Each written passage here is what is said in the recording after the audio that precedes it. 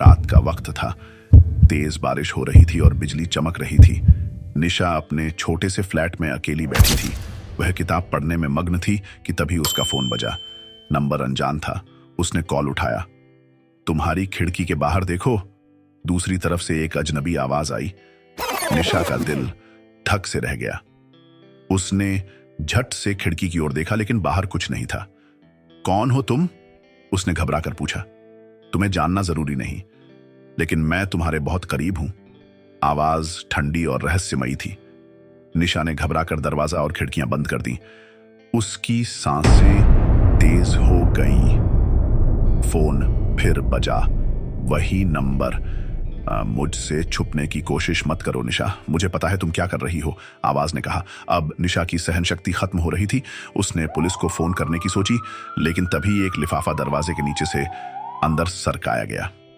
उसने हिम्मत जुटाकर उसे खोला। अंदर उसकी एक पुरानी फोटो थी जिस पर लिखा था, तुम मुझसे बच नहीं सकती। निशा के हाथ कांपने लगे। उसे याद आया कि यह फोटो उसी कॉलेज ट्रिप की थी जिसमें उसके साथ उसका दोस्त अरमान भी गया था। अरमान ने निशा से एक तरफा प्यार का इजहार किया था, लेकिन उसने उसे ठुकरा दिया था। उसके बाद से अरमान गायब हो गया था। अरमान, तुम हो? निशा ने फोन पर पूछा। दूसरी तरफ कुछ देर की चुप्पी के बाद हल्की हंसी सुनाई दी। शायद कोई और, आवाज ने जवाब दिया। तभी घर की लाइट अचानक बंद हो गई। निशा चीख पड़ी। उसने टॉर्च जलाकर फोन उठाया, लेकिन नेटवर्क गायब था। बाहर बारिश तेज हो गई थी। अचानक दरवाजे पर जोर की दस्तक हुई। खोलो निशा, मैं हूं, दरवाजे के बाहर किसी ने कहा। निशा ने हिम्मत करके झांक कर देखा, लेकिन कोई नहीं था।